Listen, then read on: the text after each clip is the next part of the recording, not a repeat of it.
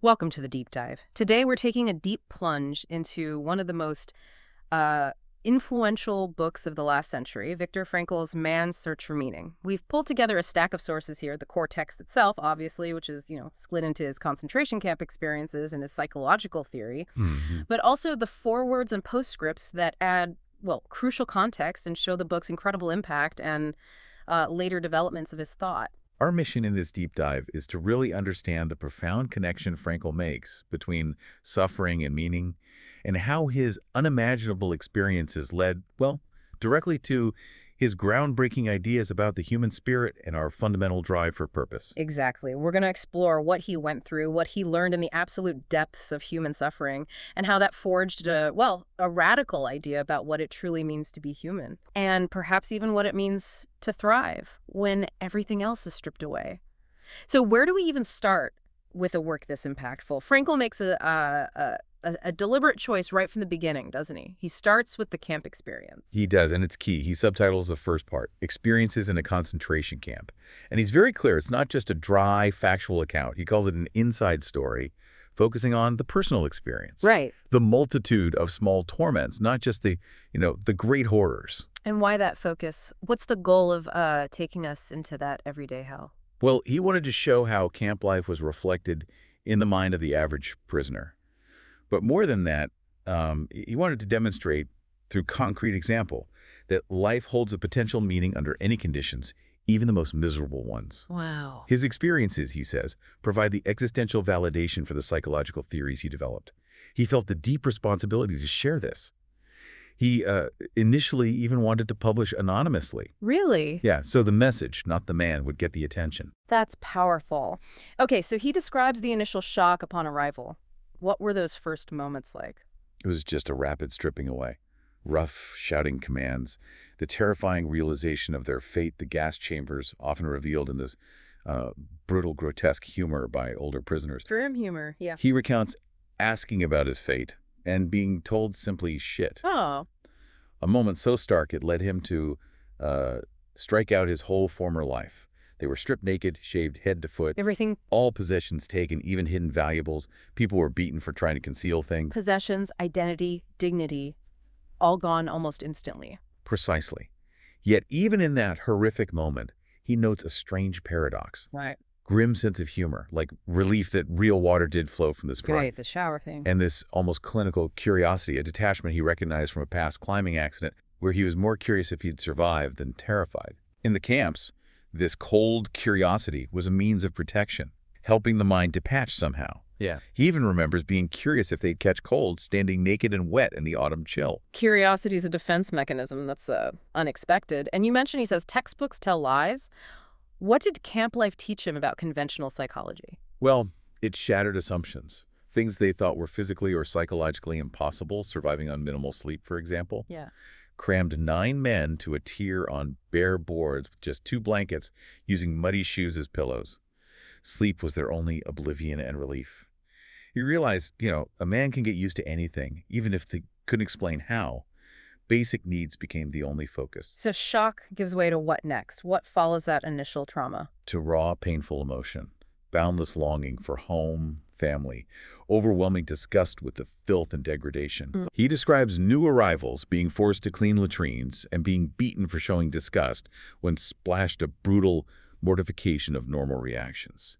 He notes how quickly this shifted prisoners initially looks away from brutal punishment parades. Mm-hmm. But days later, they could watch fellow prisoners being beaten without visible reaction. And that lack of reaction, that emotional shutdown, he calls apathy, right? Yes, apathy, the Yeah. main symptom of the second phase. It was a necessary mechanism of self-defense, a way to survive by narrowing everything down. All effort, all emotion was focused on one thing, preserving one's own life and that of the other fellow. Just getting through the day. The typical state of mind was simply sighing with relief, well, another day is over. Inner life was forced down to a primitive level, a kind of regression. Food became the central, almost exclusive preoccupation, even in dreams. Right. He also notes the complete absence of the sexual urge, attributing it to undernourishment and the constant state of shock, contrasting it with other male-only environments. So survival instincts take over everything, stripping away sentiment, reducing life to bare needs. He describes prisoners checking the clothes of those headed for the gas chambers with unabashed curiosity. How does he view that? Well, he places it in the context of total disregard for anything not serving immediate survival. Their fate was sealed. He challenges the listener directly.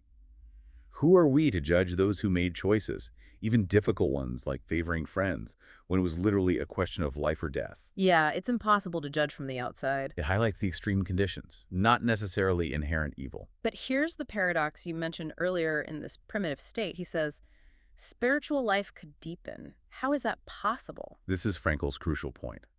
While the physical body and basic emotions regressed, for some, particularly the more sensitive, the inner life could retreat to inner riches and spiritual freedom. So the inner world becomes a refuge. Exactly.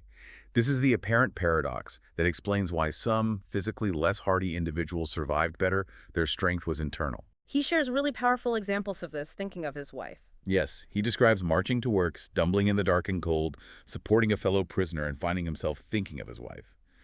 Seeing her image, hearing her voice, feeling her look was more luminous than the sun. Wow. Even without knowing if she was alive, the connection was profound. And this leads to that incredible insight about love. Exactly. Yeah. He realized in that moment of extreme privation that love goes very far beyond the physical person of the beloved. Whether or not he is actually present, whether or not he is still alive at all, ceases somehow to be of importance. He felt his love was so strong, it transcended physical reality. He quotes, "Set me like a seal upon thy heart, love is as strong as death." It was a realization of the spiritual dimension of love. That's powerful, finding that depth of connection even in the face of such loss. Yeah. Were there other glimpses of this inner strength? Yes, small things. Glimpses of nature's beauty, a gray dawn, the sky at sunset looking out through barbed wire at green slopes. Just small moments. Moments of art, like a prisoner singing Italian arias in exchange for extra soup. And humor, which he calls the soul's weapon, offering fleeting moments of detachment. Great. The jokes. He recounts trying to help a friend survive by inventing amusing stories about life after liberation, like a surgeon hearing action, action in the operating room. And the dark collective relief when they arrived at a new camp and heard it had no oven, no crematorium, no gas, and could even make jokes about it. So finding strength in love, beauty, art, humor. And he talks about small mercies. Those were vital. Gratitude for something as simple as time to delouse, or a cook who distributed soup equally without favoritism. He describes this as a kind of negative happiness, a freedom from suffering, quoting Schopenhauer. Not joy, but the absence of pain. Exactly. It wasn't joy, but the brief absence of pain was cherished. And this leads to a completely counterintuitive observation about how suffering is perceived, right? That photo. It does. He looks back at photos of himself and others from the camps, staring faces, looking miserable from the outside. But he remembers moments, like being sick in the hut, lying on wooden boards, freezing but content, watching others having to go out for roll call in a snowstorm. So what looked awful was actually relief. What looked like utter misery from the outside could, for the person inside, be a moment of relative peace and gratitude for being spared something worse. It's all relative.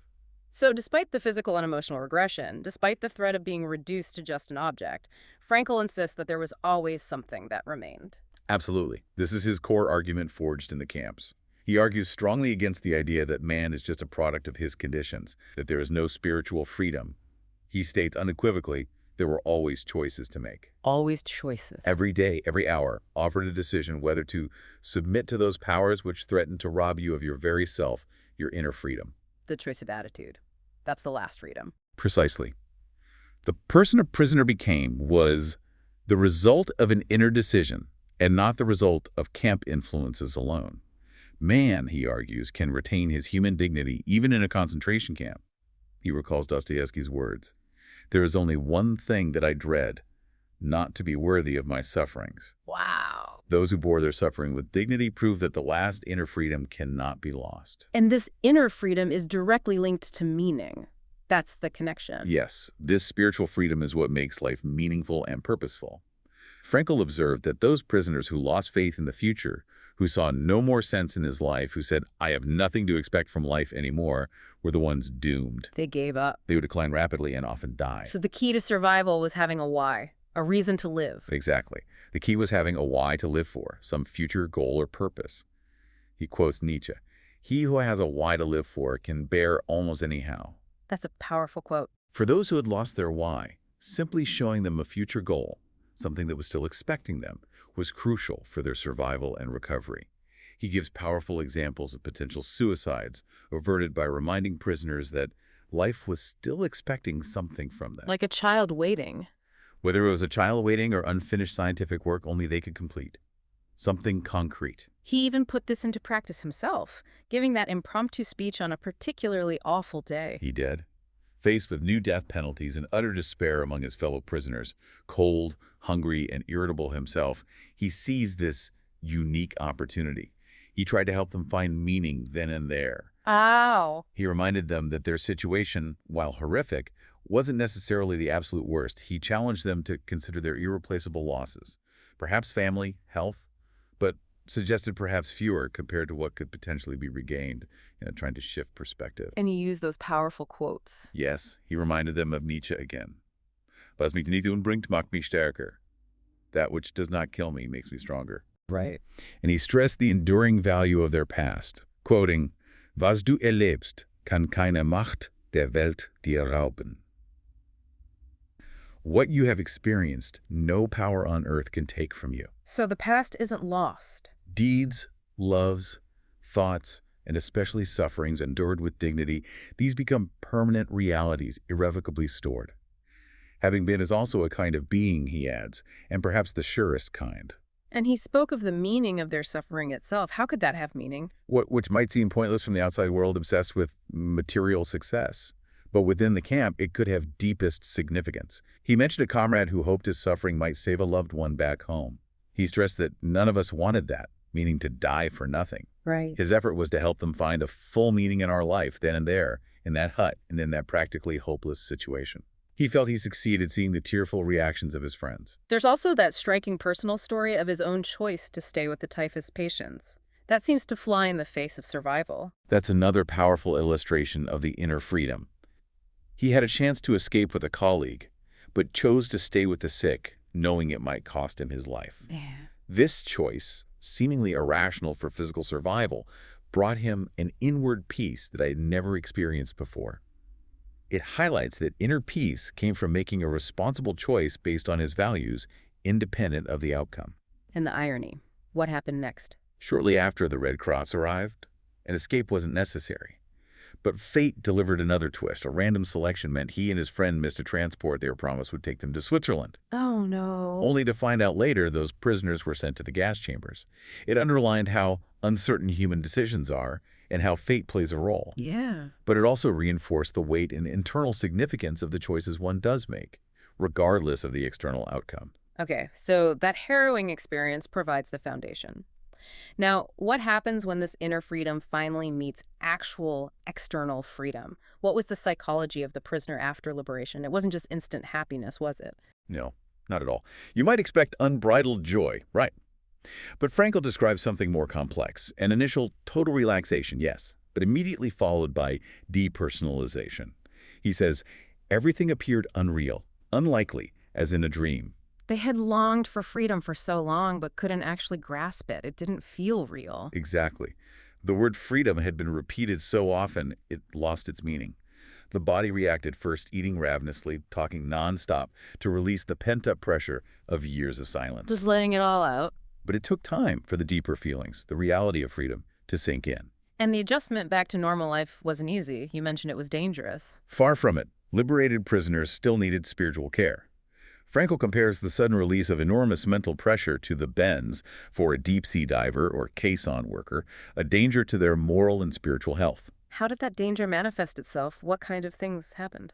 In unexpected ways. Resentment, bitterness, a thirst for revenge sometimes. He describes a prisoner wanting to trample crops because hasn't enough been taken from us. Yeah. Or a man who was the best of comrades in the camp, now threatening revenge. Frankl emphasizes the challenging task of guiding them back to a commonplace truth that is vital for society. No one has the right to do wrong, not even if wrong has been done to them. A hard lesson after what they'd been through. And then there was the experience of disillusionment. What was that about? Yes, not just disillusionment with the perceived superficiality of the outside world, which could feel alienating, Mm. but with fate itself. To have survived unimaginable suffering, only to find that suffering has no limits.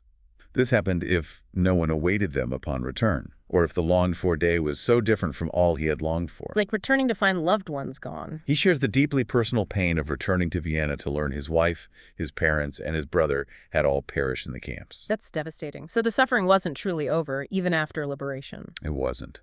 But over time, he notes, perspective shifts. The camp experience slowly recedes, becoming like a nightmare, almost difficult to comprehend how they endured it.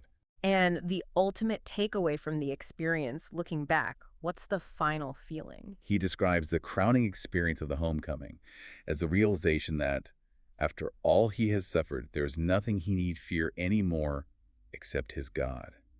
Having faced the absolute worst, everyday fears just pale in comparison. So these experiences of unimaginable suffering, resilience, inner freedom, and the complex return to life. Yeah. How did this shape his psychological theory, logotherapy? This is where it all comes together, right? This is where the theory is directly validated by the life. Logotherapy, which comes from the Greek word logos, meaning meaning, is what he calls the third Viennese school of psychotherapy. Okay, so we have Freud's psychoanalysis focusing on, Yes, focusing on the pleasure principle or the will to pleasure, and Adler's individual psychology. which focuses on the striving for superiority or the will to power. And then Frankl's logotherapy. What's the fundamental difference? What's his core drive? The core idea, the primary motivational force in man, according to Frankl, is not pleasure or power, but the will to meaning. Man is driven, fundamentally, by a search for purpose. He has that great analogy about the difference, the couch versus the chair. He does. An American doctor asked him for a one-sentence difference. Frankl's answer. In psychoanalysis, the patient lies on a couch and tells you disagreeable things. In logotherapy, the patient sits erect and hears disagreeable things. Oh, interesting. They are confronted with the potential meaning of their life. It's an active process of challenging the patient towards responsibility. And if this will to meaning is frustrated, if you can't find meaning, That's when problems arise. It leads to existential frustration and what he terms neurogenic neuroses. These stem from existential problems, questions of meaning, purpose, and responsibility, rather than just psychological drives or conflicts. so not just childhood trauma or something. Frankl argues these require logotherapy because it operates in the specifically human dimension of meaning, not just the psychological or biological. He had that striking case study, The American Diplomat. Can you remind us of that? Yes, whose deep dissatisfaction with his job was interpreted by a psychoanalyst as unconscious hatred for his father. Frankl saw it differently. How? He recognized a simple, frustrated will to meaning because the man longed for different work. When he changed careers, the neurosis disappeared. It wasn't deep-seated pathology, but a lack of meaning in his current situation. This seems important. Not all suffering or distress is a disease to be cured or medicated away. Sometimes it's something else. Exactly. Frankl insists that not every conflict is pathological. Suffering, particularly if it arises from confronting existential questions, can be a human achievement. He warns that interpreting existential despair as mere disease risks simply medicating away a genuine, even necessary crisis of meaning instead of helping the person navigate it. So logotherapy isn't just about feeling better. It's about helping the patient find what? Meaning. It's about helping them become aware of the hidden logos of his existence, the potential meaning in their life that's waiting to be discovered and fulfilled. It's analytical, like psychoanalysis, but it incorporates existential realities, like the potential meaning and the inherent will to meaning within the person. Right. Man's main concern, he argues, is fulfilling meaning, not just gratifying drives or simply adjusting to society. This search for meaning creates a kind of tension, doesn't it? And he sees that as good, not something to get rid of. Yes, he calls it neodynamics, the tension between what one is and what one ought to become, or the meaning waiting to be fulfilled. This tension is essential for mental health. Really? It's not about achieving a tensionless state or perfect homeostasis, but about striving for a worthwhile goal. He uses the analogy of an arch. It's strengthened by increasing the load. Therapists, he suggests, can foster mental health by creating a sound amount of tension through reorientation toward the meaning of one's life. Conversely, the lack of this tension, the feeling of meaninglessness, he calls the existential vacuum. That sounds pretty bleak. Which he identifies as the mass neurosis of the 20th century, continuing into our own. He explains it arose because modern man has lost the instincts that guided animals and the traditions that guided past generations. So we don't know what to do. Without knowing what he should do by instinct or tradition, he's often left unsure what to do at all. And this leads to what behaviors? How does this vacuum manifest? He argues it leads either to conformism, doing what others do, or totalitarianism, doing what others wish him to do. Both are ways of escaping the burden, the freedom, of choosing one's own meaning. So if the will to meaning is primary and the existential vacuum is the problem, how do we find meaning? Is there one meaning of life? Does he give an answer? Frankl's emphatic. There is no general answer to the meaning of life. It's like asking a chess master for the best move in the world. Right, it depends. There isn't one. There's only the best move for a specific situation. Meaning is unique to each person. In each day, each hour, it's a specific vocation or mission, a concrete assignment. And importantly, where is this meaning found? Is it inside us? Is it self-discovery? No, this is another key logotherapy concept, the self-transcendence of human existence. Being human, Frankl says, always points to something or someone other than oneself, be it a meaning to fulfill or another human being to encounter. So meaning is outside ourselves. Meaning is found outside ourselves, in the world, in others, in tasks. So if you focus on something outside yourself, a cause, a person, what happens to you? Does that help you? Paradoxically, by forgetting yourself, by giving yourself to a cause or person, you become more human and you actualize yourself. Well, He states powerfully that self-actualization is not an attainable aim at all. It only does so as the unintended side effect of self-transcendence. so don't aim for self-actualization directly. It echoes his observation from the camps that happiness and success cannot be pursued directly, but must ensue from dedicating oneself to a cause greater than oneself. This brings us back to suffering.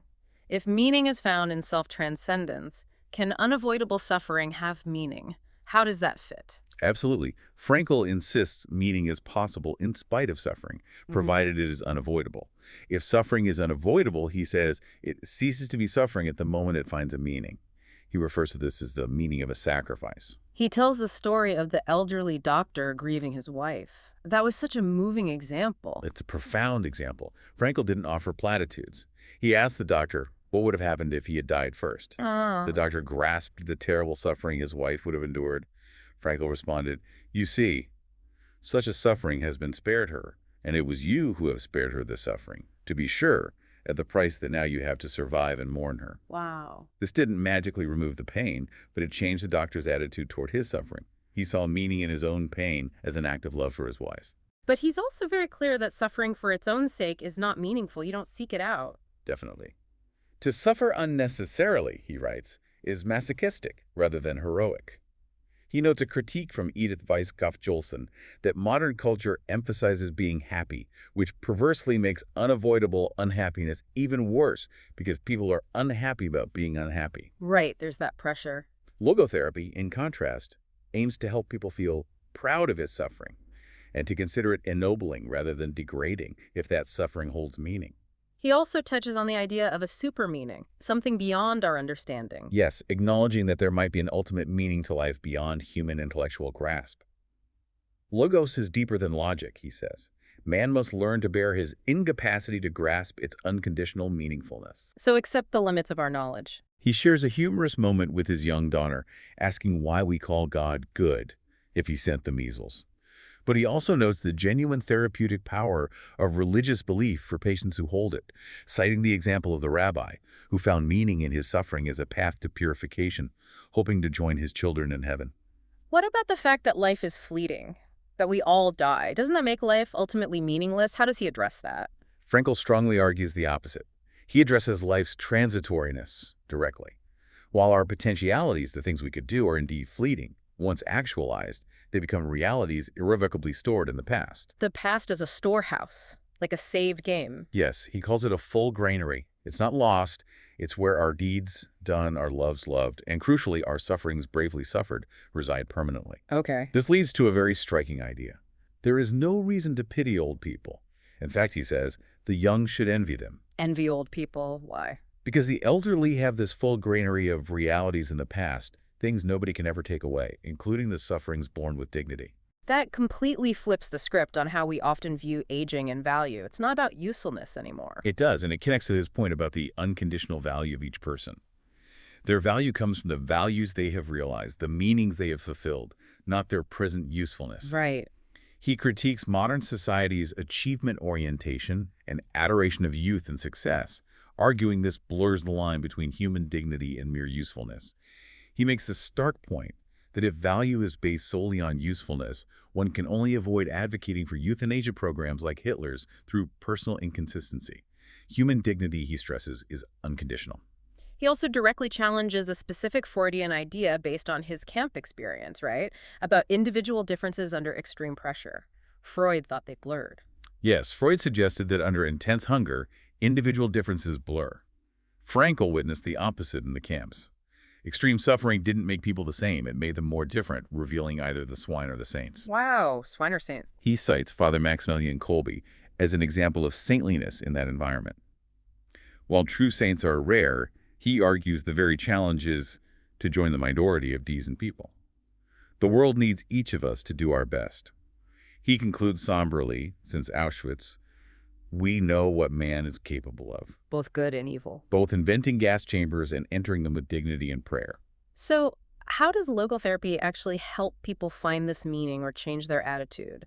What are the practical techniques? Are there specific methods? Frankl developed techniques based on observing common patterns of distress, particularly anticipatory anxiety, the fear of something happening actually making it happen, Like performance anxiety? and hyperintention or hyperreflection, trying too hard or focusing too much on something, which then makes it impossible or creates anxiety. Can you give an example of that? Blushing is a classic one. The fear of blushing makes you blush more. Sexual neuroses are often examples of hyperintention. Trying too hard for pleasure actually spoils it. Insomnia is another. The fear of sleeplessness leads to trying too hard to sleep, which keeps you awake. Okay, so what does logotherapy do about that? How do you break that cycle? It uses techniques like paradoxical intention. The patient is instructed to intend the very thing they fear. Intend it, like try to blush. Someone afraid of sweating is told to try to sweat more. Someone who can't sleep is told to try and stay awake as long as possible. This breaks the cycle of anticipatory anxiety by introducing humor and reframing the intention. It takes the wind out of the sails of the fear. And dereflection, what's that one? Dereflection counters excessive attention or reflection on oneself. Instead of focusing on your own sexual performance, you shift focus to your partner. Instead of obsessing over your inability to sleep, you might get up and read. Ease your mind off it. The ultimate goal of dereflection is always to reorient the person towards their specific vocation and mission, towards something or someone outside themselves. The cure, again, is self-transcendence, not self-concern. This existential vacuum, this meaninglessness, he sees it as a kind of private nihilism of our age, a collective problem. Yes, a collective neurosis. And he warns that psychotherapy itself shouldn't contribute to it by denying human freedom, by simply portraying man as just a product of conditions or drives, fostering a neurotic fatalism. Because he maintains man has that fundamental freedom even in the worst circumstances. That's the bedrock. Exactly. Man has the freedom to take a stand toward the conditions, even the most horrific ones. He gives the chilling example of Dr. J, a mass murderer involved in the Nazi euthanasia program, Good grief. who later became the best comrade in prison. This unpredictability, this capacity for radical change, shows that man is more than psyche, more than just a product of environment or past. But this freedom isn't just about doing whatever you want, is it? There's another side to it. Not at all. Freedom is only one part, the negative aspect. The positive aspect of the same phenomenon is responsibleness. You are free, but you are responsible for what you do with that freedom. Oh, okay. This is why Frankl famously suggested that the Statue of Liberty on the East Coast should be supplemented by a Statue of Responsibility on the West Coast. The idea that freedom and responsibility are two sides of the same coin, that's a powerful image. Precisely. And this belief extends even to those with severe mental illness. His psychiatric credo is that a residue of freedom remains even in psychosis, an innermost core that is untouched. Even then. An incurably ill person may lose his usefulness but yet retain the dignity of a human being. This unconditional dignity not based on usefulness is fundamental. Without this belief, he argues, psychiatry would be pointless. So he calls for a rehumanizing of psychiatry, seeing the person, not just the illness. Yes, psychiatry rehumanized. Moving beyond viewing the mind as a mere mechanism and therapy as just a technique to see the full human being behind the disease, Yeah. recognizing their capacity for choice and meaning, however limited by illness. Ultimately, it comes back to that core idea forged in the camps. Man is ultimately self-determining. We choose who we become. What we become is made out of himself, within the limits of our conditions. The camps didn't determine who was swine or saint. They revealed who chose to be what. It depends on decisions, but not on conditions. Decisions, not conditions. As he puts it in that stark final sentence, man invented gas chambers. A&D entered them with dignity and prayer. And the impact of this book, it's just been huge, hasn't it? It's been immense, cited as one of the most influential books of the 20th century. Frankl himself noted the possibility of autobibliotherapy healing through reading, suggesting the book helps readers face their own dilemmas not by telling them what to do, but by revealing the why, the profound human capacity and need to find meaning in any circumstance. Wow. This deep dive into Frankl's work is incredibly powerful and, frankly, pretty demanding. To think that from the absolute depths of human suffering, he extracts this timeless, indestructible truth about human dignity and the power of meaning, it's just astounding. It is a profound message.